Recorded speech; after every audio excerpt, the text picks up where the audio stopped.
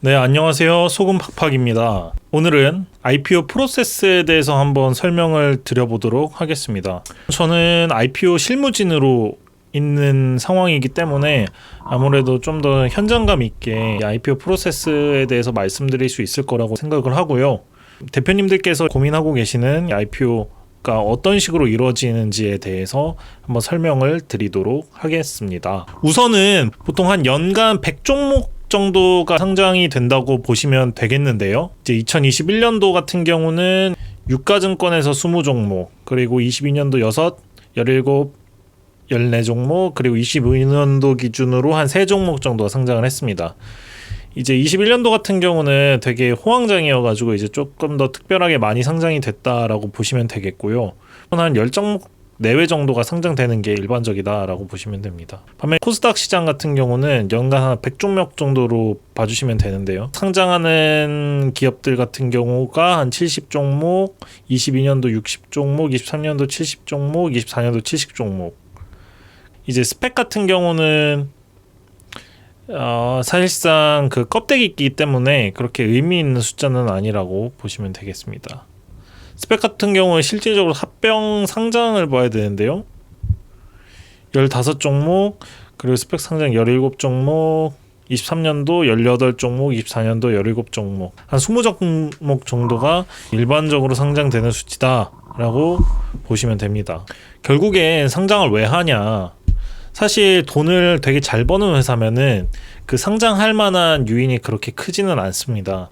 스타트업 씬에서 시리즈 A, B, C 투자를 받은 다음에 그 기존 투자자들이 이제 엑시트를 해야 되기 때문에 상장을 하는 경우가 일반적이다라고 보시면 되고요. 결국에 그렇게 됐을 때는 대표님들께서 사실 기존 재무적 투자자들한테 발목이 좀 잡혀 있는 상태다라고 볼 수 있는데, 이제 상장을 가게 되면은 그분들이 엑시트를 할 수 있고, 일반 투자자는 전문 그 VC 투자자와는 다르게 별도의 그 투자에 있어서 계약이라고 하죠. 요거 조건들이 따로 달려 있는 게 없습니다. 그냥 이제 보통주가 상장이 되는 거니까요. 그래서 이제 기존 투자자 엑시트이 되는 게 이제 대표님들 입장에서는 가장 좋다. 그리고 이제 자금 조달이 되게 용이해집니다. 결국에는 이 비상장에 있는 회사가 상장하게 되면은 이 자본시장 안으로 들어오게 되는 건데요. 유상증자, 그리고 메자닌 발행, 추가적으로 채권 조달 등 이 다양한 형태의 자금 조달이 용이해지고 바로 그런 것들을 할 수 있다 라는 게 가장 매력적인 포인트가 됩니다. 보통 이제 비상장에서 이제 자금 조달을 할 때는 되게 어렵잖아요. IR도 돌아야 되고, 그리고 그때 맞는 투자자들도 구해야 되고 하는데, 사실상 상장을 하게 되면은 이런 부분에 있어서 자금 조달이 굉장히 용이해진다는 게 대표적인 장점이 되겠습니다. 이제 세 번째로는 질적 성장의 계기라고 할 수 있는데, IPO를 하게 되면은 그 과정에서 많은 변화들이 기업에 생기는데요. 결국에는 상장 회사가 된다는 것은 상장 회사에 준하는 내부적인 시스템이 존재를 해야 된다는 거거든요. 사소하게는 정관부터 사규, 그리고 내부 통제 시스템, 매출 채권 관리 시스템, 재고자산 관리 시스템 등 다양한 형태의 시스템을 구비를 해야 됩니다. 그게 결국에는 준비하는 과정에서 이행돼야 되는 것이지만, IPO를 하게 됐을 때 그런 시스템을 가지고 있다는 거는 회사 차원에서 봤을 때는 엄청나게 내부 임직원들의 역량이 올라가게 되는 거거든요. 그래서 그 질적 성장의 계기로 한 번 더 도약을 할 수 있게 되고, 네 번째는 내부 임직원들이 보상을 받게 되죠. 스톡 옵션이라든지 아니면은 대내외적 인지도가 제고되면서 내가 어디 상장 회사에 다닌다라는 것 자체만으로도 큰 동기부여가 된다. 그리고 금전적으로 봤을 때는 스톡 옵션 혹은 주식 보상 프로그램을 통해서 상장을 했을 때 고생한 임직원들이 급여 외에 별도의 보상을 수령하게 된다라는 게 가장 큰 좋은 점이라고 할 수 있겠습니다. 결국에 요약을 해보면은 자금 조달 용이해진다는 측면에서는 회사의 그 계속성이 엄청 높아진다는 거고, 기존 투자자도 엑시트하면서 누이 좋고 매부 좋고, 그리고 내부 임직원들이 한 단계 성장하게 되는 계기가 마련되는 한편, 이 보상적으로도 금전적 보상을 해줄 수 있다라는 게 상장의 좋은 점이라고 할 수 있습니다. 이 프로세스를 보면요, 이제 크게 4단계로 이루어집니다. 첫 번째는 이제 사전 준비 단계이고요. 두 번째는 이 상장 회사로서 결격 사유가 없는지를 이제 심사하게 되는 한국거래소의 상장 예비 심사 프로세스가 있고, 세 번째로는 예비 심사 프로세스가 이제 종결된 이후에 이 회사는 문제가 없다라고 하고 상장 예비 심사 승인을 받게 되는 거고, 이후에는 공모 절차를 하게 되는 거예요. 공모 절차라고 하면은 일반인 투자자들한테 주식을 파는 거죠. 유상증자를 한다. 이런 내용이고요. 그게 끝나게 되면은 이제 상장이 최종적으로 완료가 되게 됩니다. 통상 이제 사전 준비 단계가 제일 오래 걸리는데요. 그 회사가 가지고 있는 상장 예비 심사에 있어서의 이제 이슈 사항이 있는데요.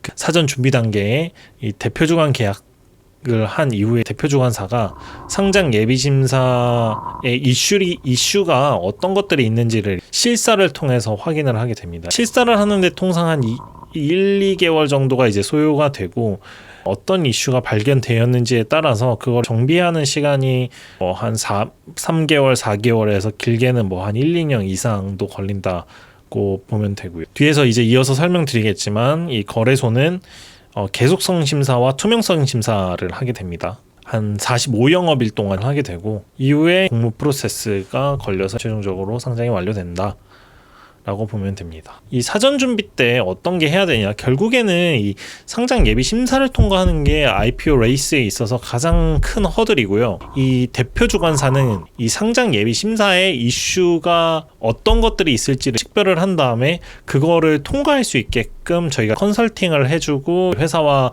함께 그런 해결책들을 마련해 나가는 과정이라고 보면 되는데요.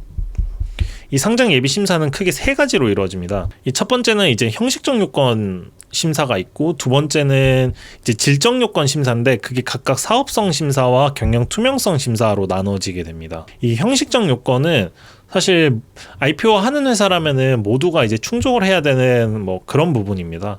소액주주의 지분율이 25% 이상이 되어야 되고, 그리고 주식 검토에 있어서 주식 양도에 제한이 없어야 되고, 각 회사마다의 상장 트랙이 있을 텐데, 예를 들어서 기술 특례 상장이라든지 일반 상장이라든지 아니면 이익 미실현 상장이라든지 이 각 트랙에서 요구하는 그런 조건들을 충족시켜야 되는 게 형식적 요건입니다.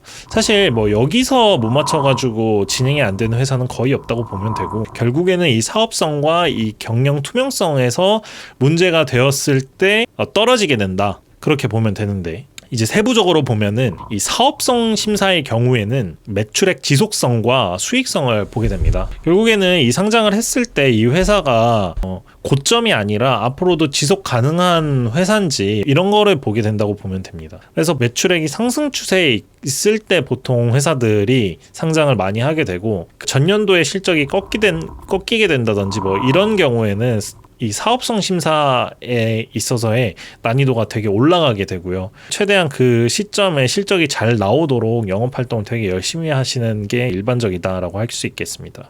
세 번째는 경영 투명성인데요. 여기서 떨어지게 되는 경우가 제일 많다. 크게 보면은 이 내부 통제 시스템 과 지배구조, 그리고 최대 주주의 변경, 요런 항목들을 이제 보게 됩니다. 어떤 경우가 많냐면은 주식 거래에 있어서 그 특수관계자한테 이제 주식을 낮은 가격으로 양도하게 된다거나, 아니면은 관계회사 또는 최대주주가 보유하고 있는 별도의 회사와 매출 매입 거래라든지 자금 대여금 같은 이제 자금 거래를 통해서 해당 회사의 부가 최대주주 등 관계회사 이런 쪽으로 이전되는 경우가 있는지를 식별을 하게 됩니다. 그래서 이런 문제가 있을 때는 결국에는 주관사와 협의를 통해서 이슈들을 해결을 하게 됩니다.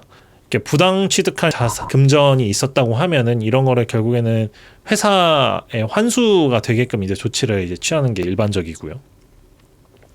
상장 예비 심사를 통과를 해야지만 상장 회사로서의 이 자격을 인정받고 상장 예비 심사 승인이 나게 된다 라고 할 수 있습니다. 중요한 건 상장 트랙을 잘 선정을 해야 되는데요. 크게 보면은 이익이 나는 회사의 트랙이냐 이익이 나지 않는 회사의 트랙이냐에 따라서 선정을 하면 됩니다. 이익이 나는 회사 같은 경우는 이제 일반 상장 트랙으로 상장을 하면 되고요. 그 실적 요건이 충족이 되어야 되는데, 일반 상장 트랙 같은 경우는 세전이익이 미니멈 20억 원 이상, 벤처 기업인 경우에는 10억 원 이상 나면 되고, 기술 특례 상장 같은 경우에는 이익이 나지 않아도 됩니다. 하지만 기술평가를 심사하는 심사기관의 그 등급을 A 그리고 BBB 이상의 등급을 받아야 됩니다. BBB, 트리플 B가 두 개인 등급을 수령하게 되면은 기술평가 특례 상장으로 상장이 불가합니다. 다음으로는 이익 미실현 트랙인데요. 이익 미실현 트랙 같은 경우는 기술평가 등급을 수취하지 않아도 됩니다. 하지만 대표 주관 회사가 환매 청구권을 받게 됩니다. 대표 주관사 입장에서는 이 손실 리스크가 굉장히 커지기 때문에 거래소 입장에서는 너네가 이 회사가 정말 좋다고 생각하면은 환매 청구권을 너네가 받도록 해. 그러면은 우리가 인정을 해줄게 라는 트랙입니다. 요즘에 이익 미실현 트랙은 리스크가 있어서 보통 대표 주관사도 사실 권하지는 않는 입장이다 라고 보면 되겠습니다. 마지막으로는 이 공모 단계에서 중요한 IPO의 꽃, 이제 밸류에이션인데요. 밸류에이션은 M&A 같은 경우는 DCF로 많이 하지만 IPO 같은 경우는 DCF의 주관성 때문에 사실 거의 사용하지 않고요. 멀티플, 뭐 예를 들면 PER이나 PBR이나 뭐 PSR, EV/EBITDA 같은 그 비교 기업의 멀티플과 우리 회사의 실적을 곱해서 하는 방식의 이 밸류에이션을 사용을 하게 됩니다. 멀티플은 결국에는 상장 회사의 유사 기업이기 때문에 로직이 있어야 되거든요. 가장 문제가 되는 경우가 뭐냐면은 기존에 뭐 투자를 엄청 큰 밸류에이션으로 비상장 때 받아놨었는데 상장을 하려고 보니 실적과 피어 그룹의 멀티플을 곱해봤을 때 내가 기존에 투자를 받았던 그 투자 단가에 못 미치는 경우가 가장 큰 문제 사항이죠. 그러면은 야 멀티플을 높일 수 없겠냐라고 많이들 말씀을 하시지만 사실 생각보다 그게 쉽지는 않습니다. 왜냐면은 일반 투자자들한테 주식이 넘어가는 과정이기 때문에 한국거래소와 금융감독원이 소액주주들한테 피해가 가지 않는지를 심사를 하게 되는데요. 너네가 지금 이 밸류에이션으로 공모를 하게 됐을 때 정말 그게 맞아 숫자가? 이 가격으로 일반 투자자들한테 넘어가면 그 사람들 손실 입는 게 아니야? 라고 하기 때문에 엄밀한 논리가 필요합니다. 그래서 무한정히 멀티플을 높일 수 없다라는 게 핵심이고요. 다음번에 다른 영상들을 통해서 대표 주관 회사가 어떤 식으로 멀티플을 조정하는지 그리고 실적은 어떻게 적용을 하는지에 대해서 조금 더 자세히 설명드릴 수 있도록 하겠습니다. 영상 시청해 주셔서 감사합니다. 구독과 좋아요 부탁드립니다.